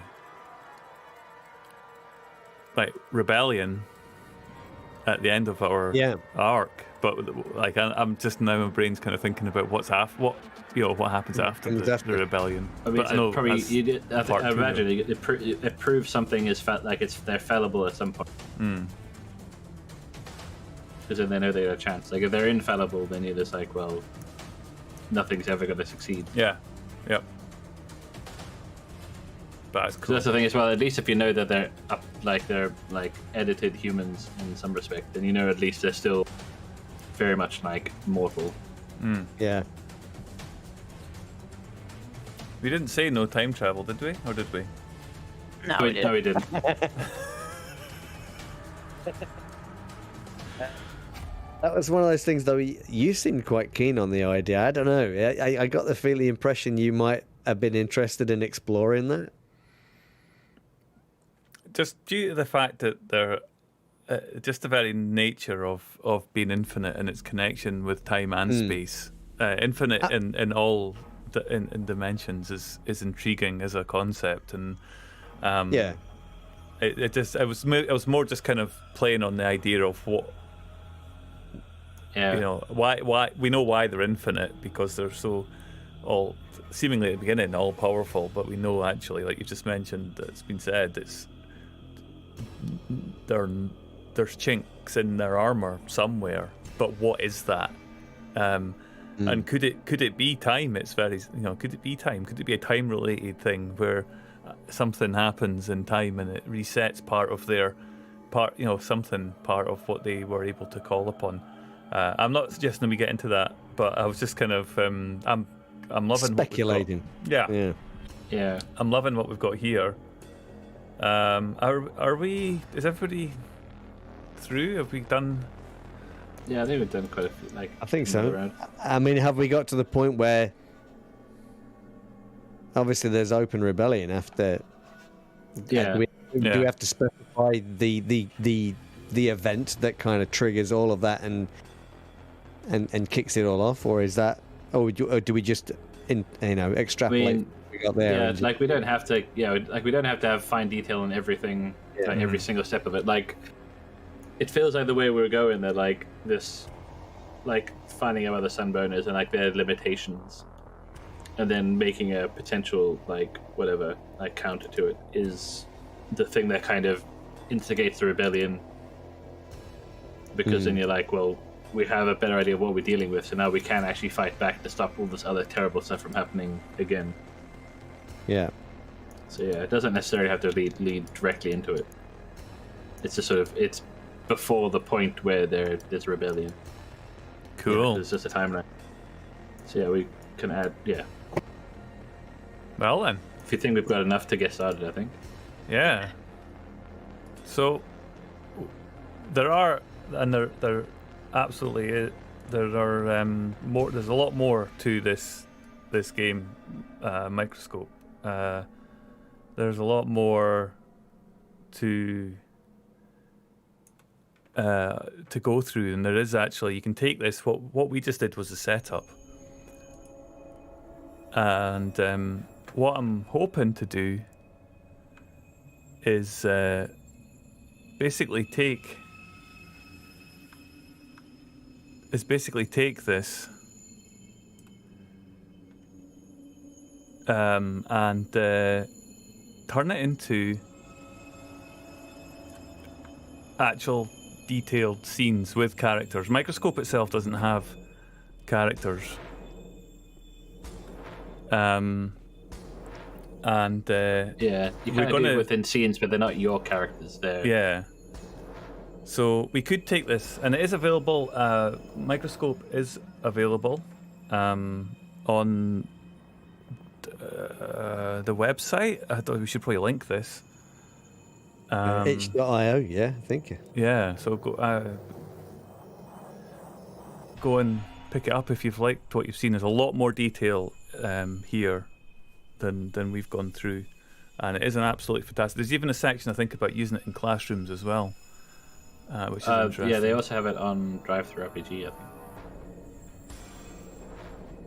Yeah, so we used Microscope today to kind of crowdsource or table source some scenes, and we're going to try and continue with a lot of the collaborative world building. But the next time we visit the Tales of the Infinite,